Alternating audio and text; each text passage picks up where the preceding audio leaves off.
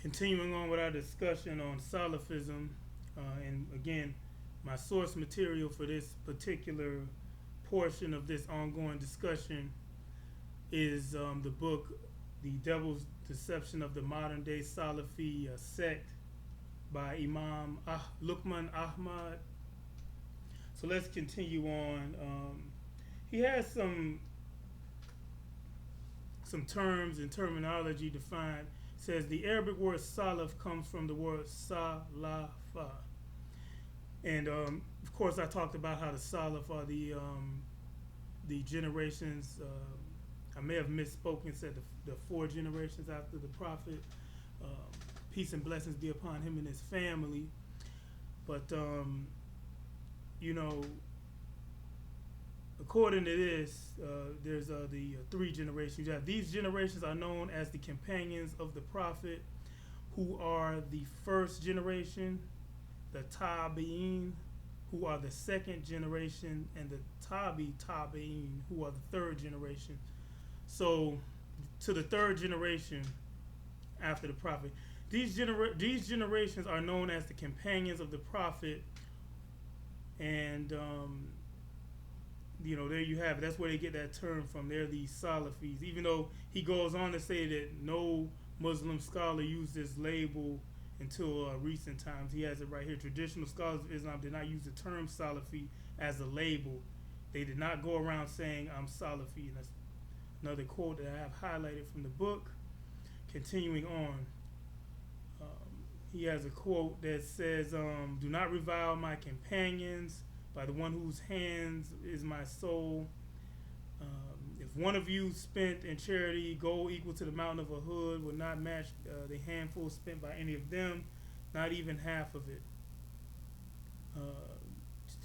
And I had that highlighted because I said this is a good excuse to sell to gullible people so they do not question the character of the companions. These same companions are the reason the general population of Muslims have been ruled by tyrants, racist, tribalists, and corrupt governments. And what I mean by that, because again, I added a note to that quote. That's what the Sunni Muslims use to try to make not only Muslims but just scholars in general quiet in terms of questioning their whole claim to being orthodox or being the right sect within Islam is based on the fact that you're not supposed to question or talk about what happened and what transpired with the companions of the Prophet. Even though they claim that they don't have any saints within their religion, but some of them treat these companions, and I use that term loosely because for them, I think for Sunni Muslims, a companion is anyone who even seen the Prophet for a matter of minutes or seconds. You know, that's and of course companionship is much more significant and deeper than that. But that's how they quiet and that's how they keep people who are born into their sect or people who adopt their sect. It keeps them from questioning what happened, how Islam developed the way that it has, and they use that also to delegitimize other groups within Islam who do question the motives and some of the things that the companions, to do my quotation, companions did, quote unquote companions. Okay, so we already talked about how that term Salafi is not, it doesn't come from traditional Islam. He goes on to say they didn't go around saying I'm Salafi. They did not name their schools madrasas Salafia or claim to follow or propagate Dawah Salafia. The well-known scholar of Azhar, Sheikh Abu Zara, says in his book Tariq al-Madhabi al-Islamiyya that people who dissented from the Hanbali Madhab named themselves Salafis. And I talked about that earlier, how and this is why in general Sunni Islam, even if the Sunnis aren't Salafi, the problem for them is that they can be radicalized anyway and resort to violence and intolerance if they consider all of their hadiths and all of their madhabs. When you add it all up, you do end up with something similar to Salafism. and especially in the case of the Hanbalis, but the Salafis out Hanbali the Hanbalis. So continuing on, he talks about to a traditional school of jurisprudence such as the Shafi'i, Maliki, Hanbali, or Hanafi, since Muslim scholars unanimously recognize these four imams and the schools of thought established by them as representing a sound, accurate interpretation of Islam, following any of them would be essentially following the true path. So, you see, he only included those four schools of thought. He didn't include Ibadism, which is the slight majority in Oman, and it's actually a super majority in Zanzibar, but there are Ibadi communities in East Africa, there are Ibadi communities in Libya and Algeria.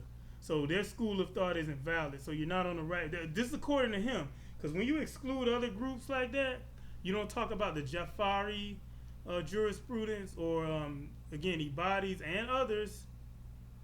You're excluding other Muslim groups by default. Okay, he goes on to say, Imams and those who came after them did not go around saying, I'm Salafi. They did not attach ascription Salafi to their names, their publications, and their schools, etc. They would simply say, I am Muslim and I follow the way of the Salaf as-Salih. Thus, a Salafi as a separate sect is a contemporary conception. Defining who is Salafi is not just a matter of determining what they say, but what they do. One must consider not whom they say they follow, but whom they actually follow. And that's the end of that quote. The United States and other parts of the world have solidified a perception of them as cold, arrogant, rude, and prone to hasty interpretation. Many view them as extremely comfortable with chaos and controversy. For some, the Salafis are those brothers who wear their pants to their shins. Yeah, they do. If you see Muslims with high water pants on, chances are they're Salafi. Where did I leave off? For others, the Salafis are the ones who love to argue and call everybody deviant. And I've experienced this, and many other people have experienced this, and which is why groups like Islamic State, Al Qaeda, and others like them, again, they target Muslims, more so, and if not more so, just as much as they target non-Muslims. They don't tolerate. So if you're a Sunni and you're a Shafi'i, which the Republic of Chechnya and the Russian Federation follows Shafi jurisprudence, they would look at them as deviant, even though they're following a school of thought in Islam that has existed well before theirs was established, and that no one had, at least the majority of Muslims had a problem with and would excommunicate them until this group came about.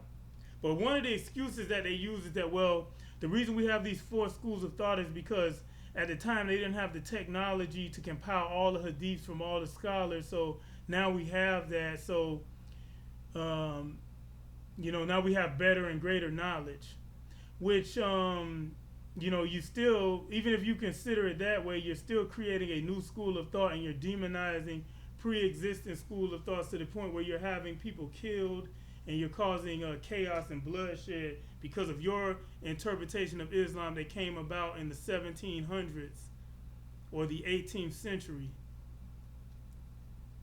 Continuing on. Since many of them reject the idea of learning from traditional chains of scholarship or adherence to any of the accepted schools of thought, they are always involved in what some of them call progressive scholarship, even though it's regressive. Salafism is almost as dangerous as Zionism and Judaism in terms of wanting to dominate and conquer others. If you had to choose between two, that would be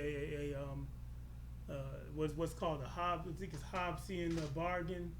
It's a lose-lose, but it's a catch-22.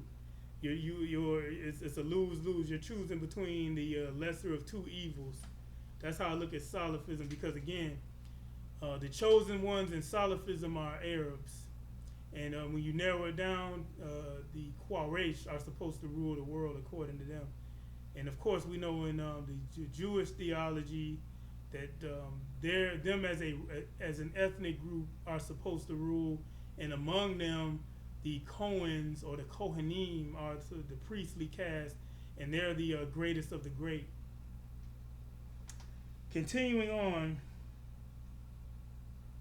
numbering into their thousands, and they differ on many issues.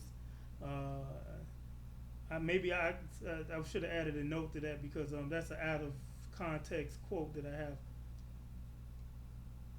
Salafia is probably the only manifestation of Islam where you can convert after 6 months, denounce people who have been practicing Islam twice your lifetime. I thought that was a good quote. So yeah, you'll see that. You have, and I know some brothers like that here in the United States. I got a friend of mine will call other people deviants or not practice, or denounce other groups again, who come from longer traditions of Islamic theological leadership. You know, you have chains of scholars that date back hundreds, or in some cases, like when you get to these major schools of thought, Maliki, and likewise, these people have been doing this for millennia, for millennia and some change. But again, you get this group that just came about 300 years ago, and they know everything, and if you don't follow them, you're wrong and you're deviant.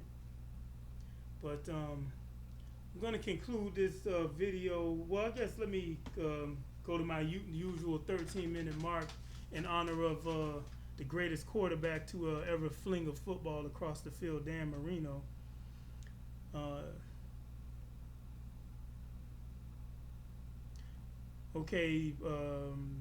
He talked about Salafi pretenders. It's his word, but I think it's adequate because I've seen this.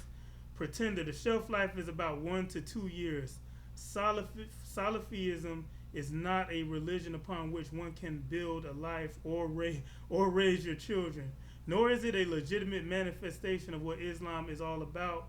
Salafis, by and large, live for each other's sake, pray for each other's sake, dress for each other's sake, and speak for each other's sake. Thought that was a apt and adequate quote about them. This brother did his homework and he did a good job, and I hope God rewards him for his effort. Even though, again, I'm not a part of his religious school of thought. I am not a Sunni Muslim. It means that you are likely to have served jail time, that you are likely to have a crew of brothers that are down with you, and that you are likely to have a certain amount, and I lost the rest of the quote for some reason. Yeah, a lot of, especially here in the Afro-American community, a lot of converts tend to be Salafi or Nation of Islam. Those are two of the more prominent sects within prisons here in the United States.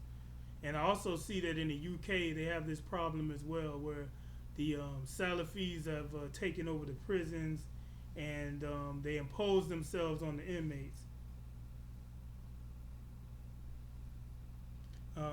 Granted, some of the modernist groups who say that they are working for Islam and the betterment of Muslims in the United States use questionable tactics to achieve their goals. Some of them display gratuitous affiliation towards the Kufr, or reinterpret Quranic texts in ways that nullify agreed upon religious obligations such as hijab.